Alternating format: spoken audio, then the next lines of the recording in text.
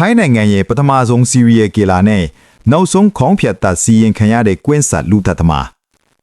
လွန်ခဲ့တဲ့နှစ်ပေါင်း100ကျော်ကထိုင်းနိုင်ငံဘန်ကောက်မြို့မှာတုံလု6ချားစီအကောင်ဆုံးတန်တစ်တာကွင်းဆက်လူသက်မှုကြီးတစ်ခုဖြစ်ပွားခဲ့ပါတယ်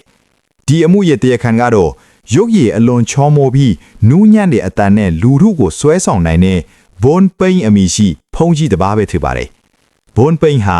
ဘာဒနာပေါင်ထဲမှာရှိနေပေမဲ့အောက်လန်းပညာနဲ့အပီယာစေးဖော်ဆက်တာတွေကိုတိတ်တဆိတ်လှုပ်ဆောင်ခဲ့ပြီးသူ့စီကိုအကူအညီလာတောင်းတဲ့ချမ်းသာတဲ့အမျိုးသမီးတွေကိုဖျားယောင်းသွေးဆောင်ကကာမဂုဏ်ခံစားခြင်းပိုင်ဆိုင်မှုတွေကိုလူယူပြီးရဲရဲဆက်ဆက်တပ်ဖြတ်ခြင်းတွေကိုကျူးလွန်ခဲ့ပါတယ်သူ့ရဲ့တပ်ဖြတ်ပုံကအလွန်ကြောက်စရာကောင်းပြီးအလောင်းတွေကိုအပိုင်းပိုင်းခုတ်ထစ်ကတန်တစ်တာတွေထည့်ပြီးမြစ်သေးကိုမျောချကအစဖြောက်လေရှိပါတယ်